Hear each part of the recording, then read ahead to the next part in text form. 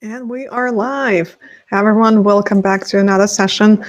We are still running on time. Dan did a great job. Check out orgcharthub.com. And now my next speaker is Scott with the company called UpContent. Now I want you to give Scott extra love because he's had his third baby recently. When was it, Scott? 5 days ago. Oh, congrats. Oh, tiny little baby. Boy or girl? It's a little boy, so if I look a little tired, apologies in advance. Hope everyone can forgive me for it. We appreciate you taking the time and, collecting all the strength that you have. And I know you probably had some sleepless night. But Scott is with a company called Content, and we look forward to hearing how your company is powering up HubSpot, Scott.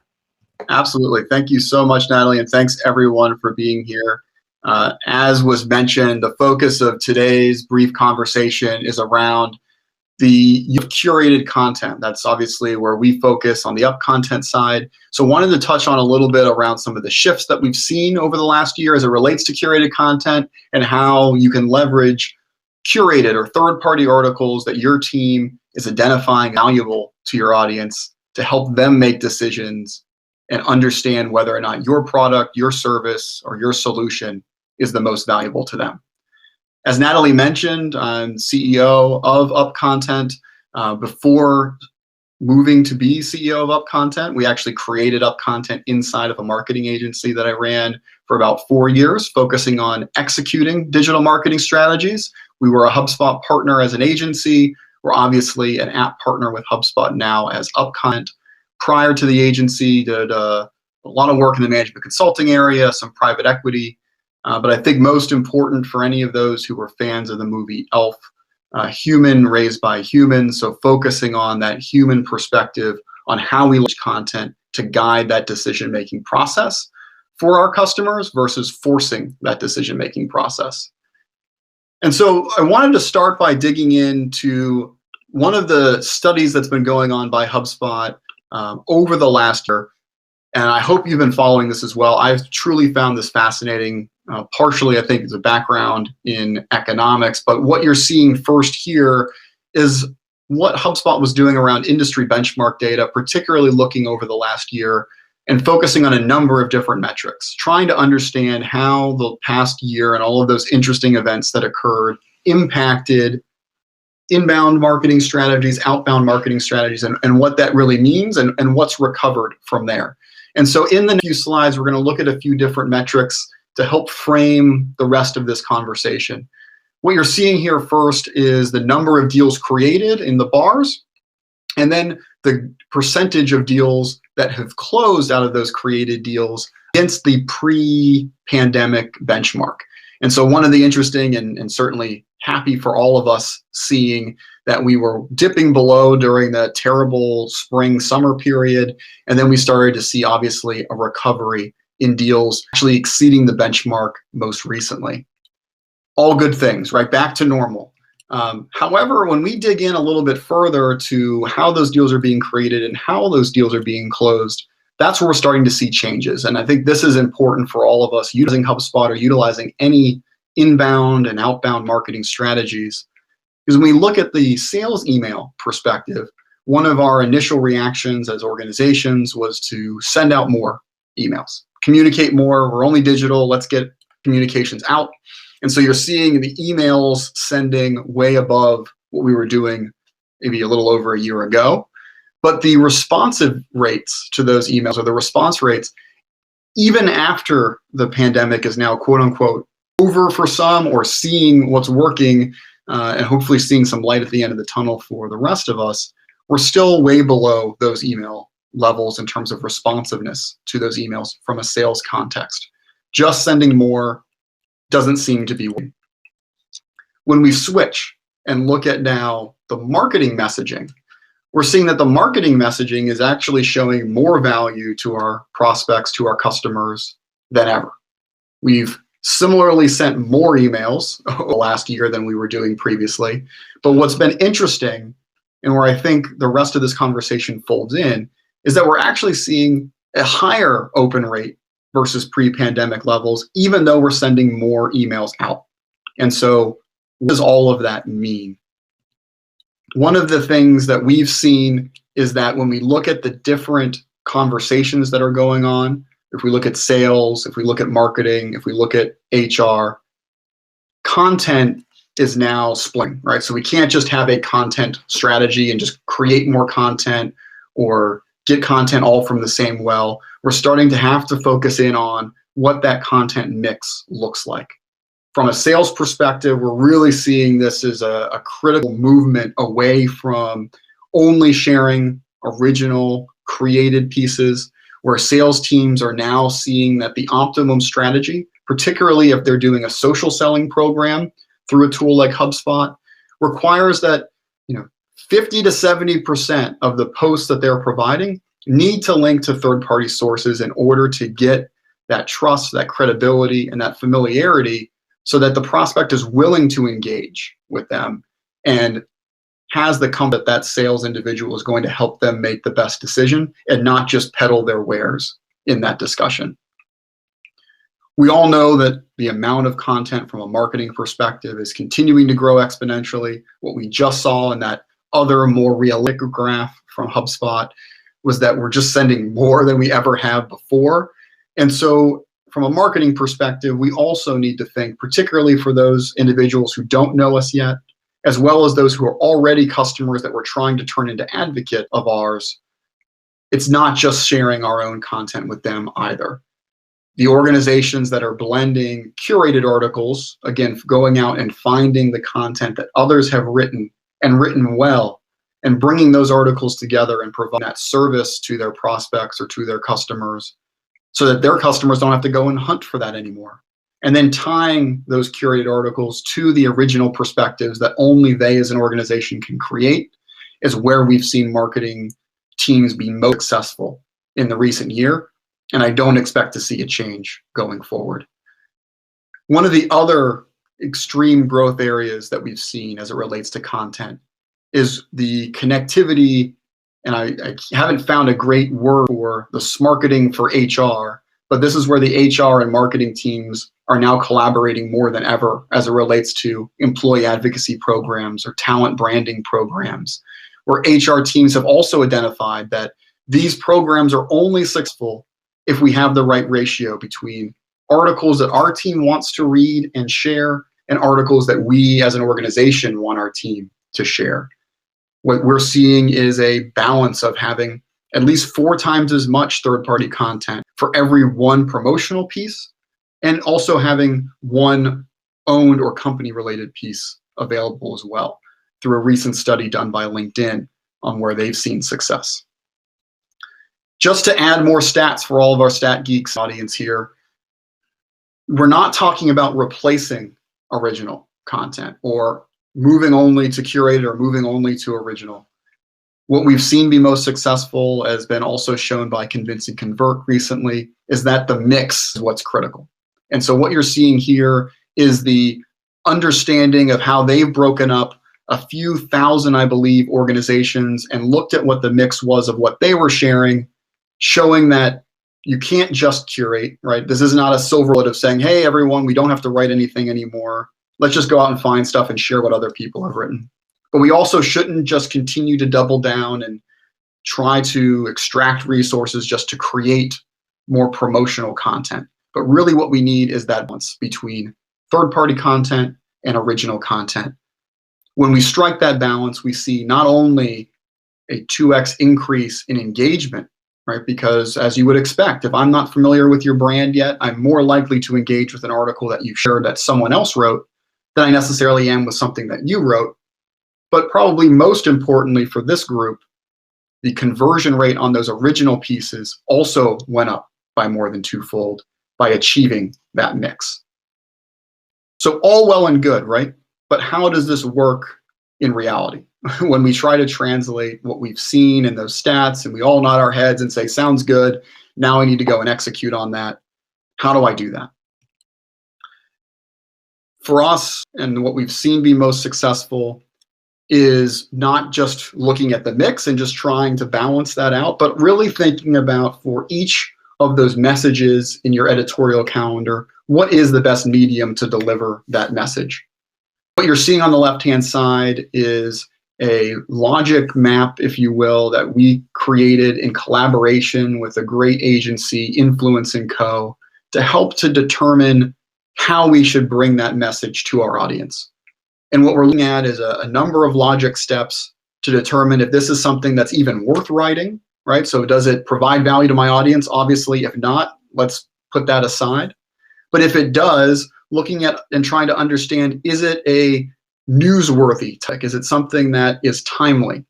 And if it's not timely, but it is of interest, that becomes a great evergreen blog for us to write.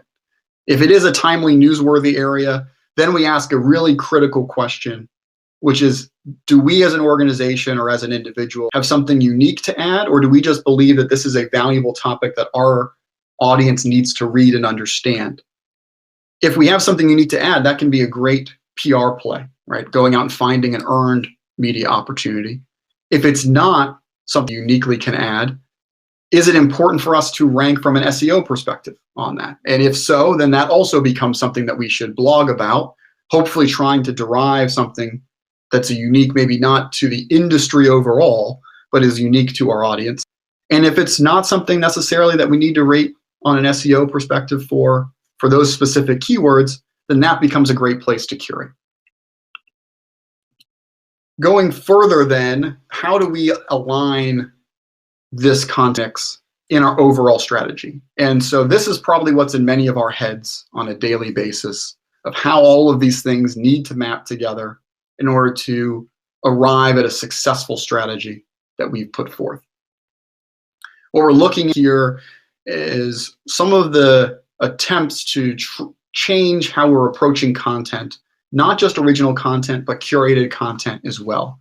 One of the major challenges we've seen organizations run into is that we still fall back on that old viewpoint of finding articles for Twitter and then separately going out and finding articles for an email because I have to fill in a box and I don't have anything else to say right now, so I'm just going to go find something to put into that box, or finding something to put onto our website as well, rather than treating created content as true assets, rather than creating them just on a time-based perspective, the old view of I need to create 2 articles a week type view, but instead really only creating that content as we saw in that past logic model, where we have something unique to say that can be leveraged over a longer period of time.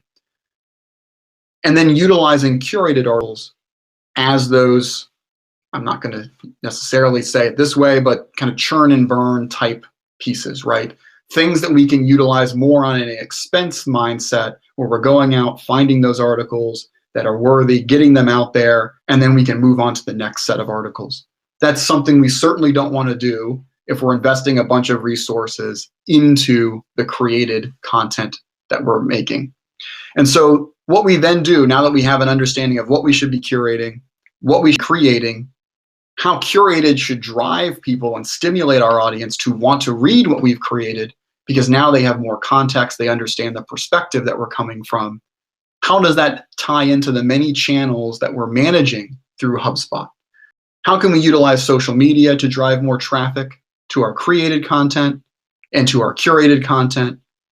How does our email campaign, whether we have a blended campaign or what we often would recommend having separate campaigns of a what we're reading this week that is curated articles from the views of everyone on our team that we can get to assist us in that process, and having a methodology to make it easy for those who are outside of the immediate newsletter creation or social media calendar creation process to add their insights. But then also tying together the curated articles to the created articles, right? That hub or pillar content strategy does not need to be entirely created content, but instead having that hub piece that is going to last for all eternity, or at least somehow close to it, maybe just a quarter, that's uniquely showcasing your perspective on a specific area. And then having that high content that's keeping the hub or that hero piece fresh and relevant, and providing an understanding of why they should read that deeper piece that you've created. Certainly you can use created pieces around that, but that can be a great place for curated content to exist as well.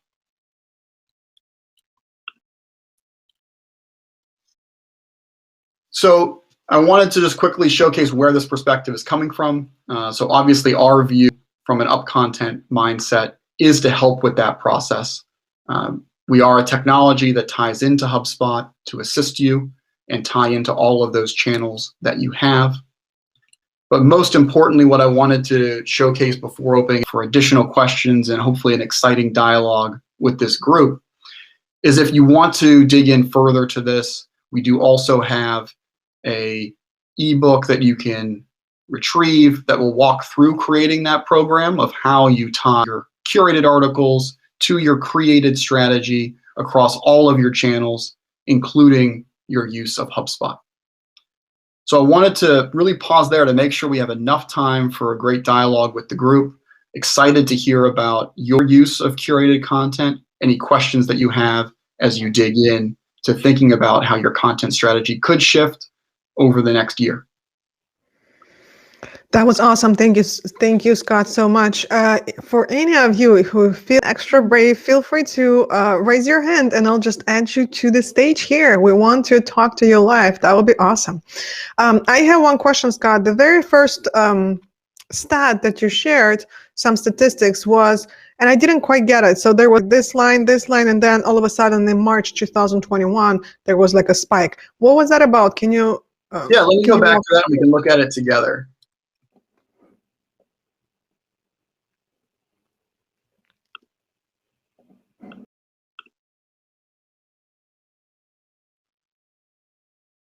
Was it this slide, Natalie?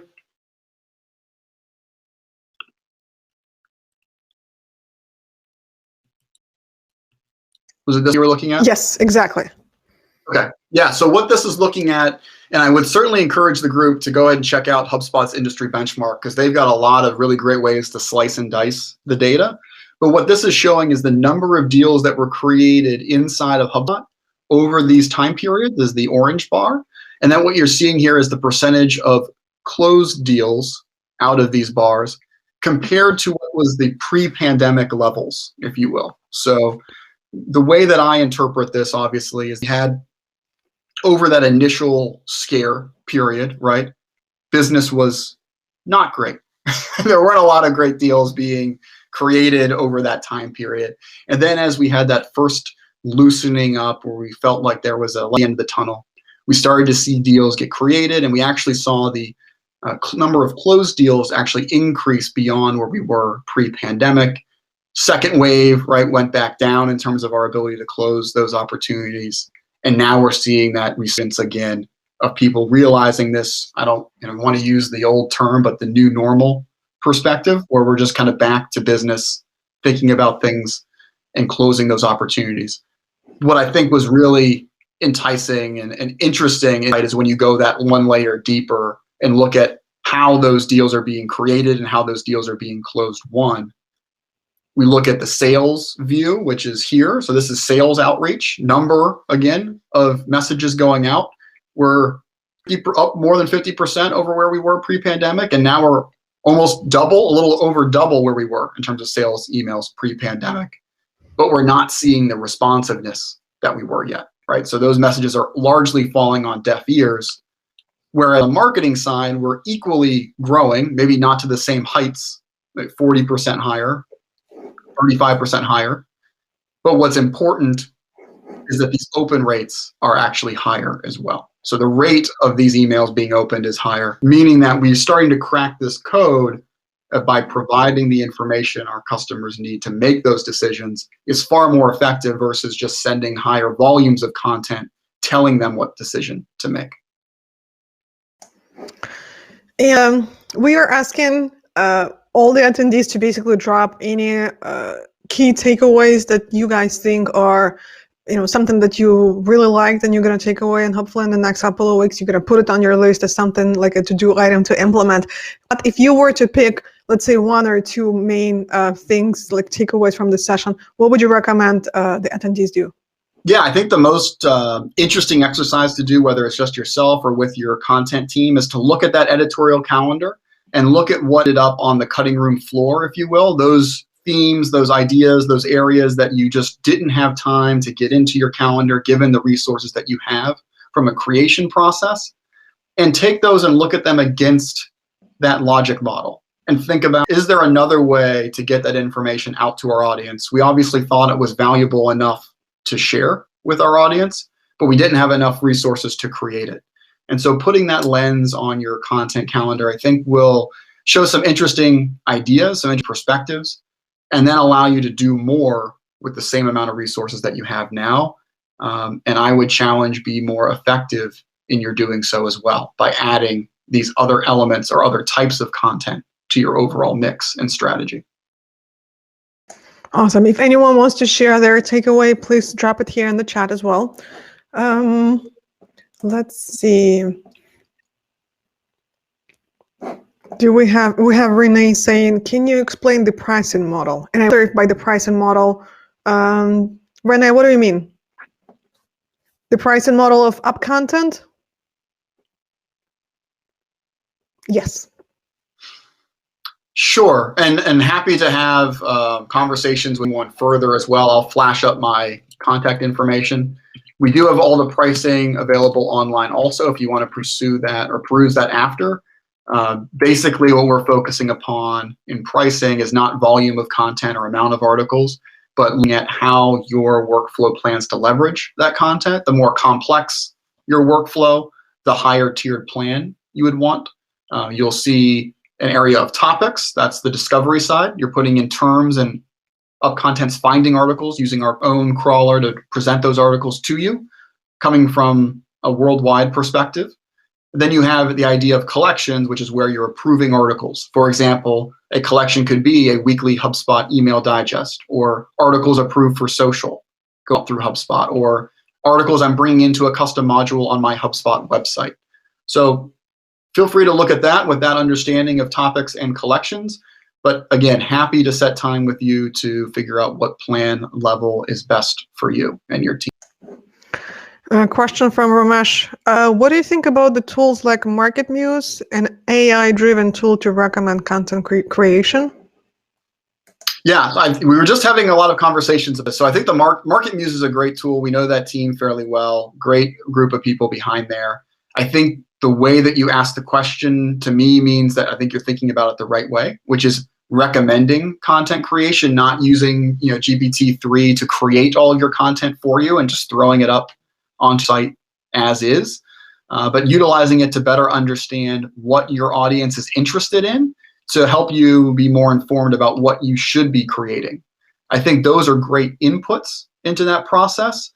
And then I would take those inputs and actually hook them up once again to that logic model and say, okay, the team, our audience is very interested in SEO. I'll make this up to the UpContent side.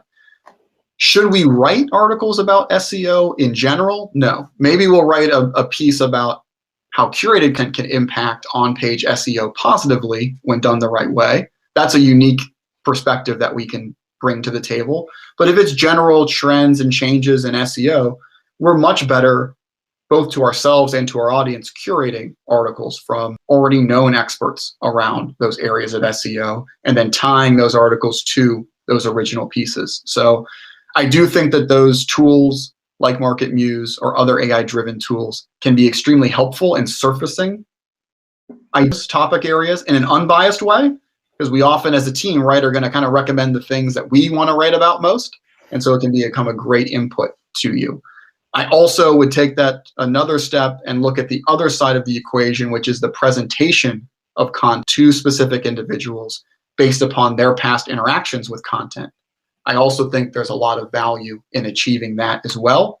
But both of those endpoints still require you to have the right pool of information to present or to create being informed. Awesome. I would also recommend check out our ranking.io, another tool that my friends created. So I'm just going to drop a link here as well. Scott, if you were to, we have 3 minutes left. I'd like to give a chance for you to share a little bit more about UpContent and how you help companies, specifically anyone, if anyone's using HubSpot. Yeah, absolutely. I appreciate that. So we are a SaaS application, as you've probably gathered. Our focus is allowing you and the team to more easily collaborate with one another.